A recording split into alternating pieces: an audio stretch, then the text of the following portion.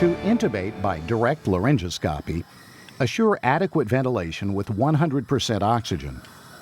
Before you attempt advanced airway procedures, you must ensure that the basic airway techniques being used are adequate. Assemble and test all equipment. Select the appropriate type and size blade. Connect the blade to the handle and check that the light is bright, white, steady, and tight. Select the proper size endotracheal tube. Lubricate the stylet so it can be easily removed, and lubricate the end of the endotracheal tube with a small amount of water-soluble lubricant.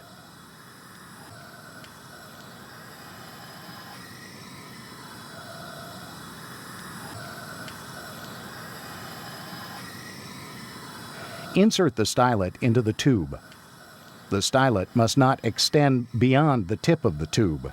It is best if the end of the stylet is kept 1/4 of an inch away from the cuff or the proximal end of Murphy's eye. Check the cuff to ensure that it holds air.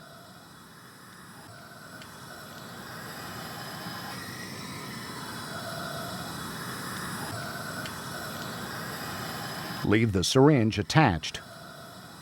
For easier placement, consider forming the endotracheal tube into a hockey stick shape.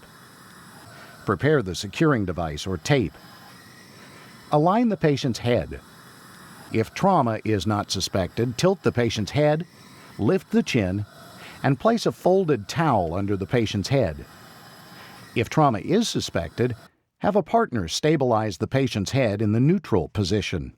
Hold the laryngoscope handle in your left hand, insert the blade into the right corner of the mouth, and sweep the tongue up and to the left.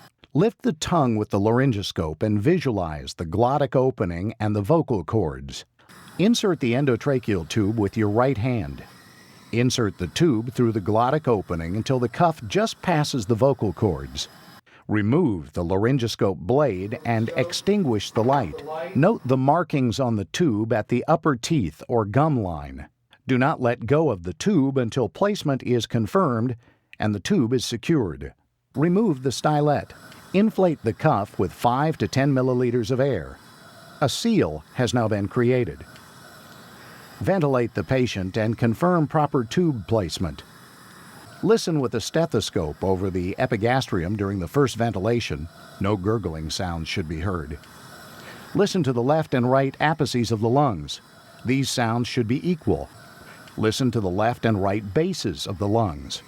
These sounds should be equal. Confirm placement of the tube using a secondary method.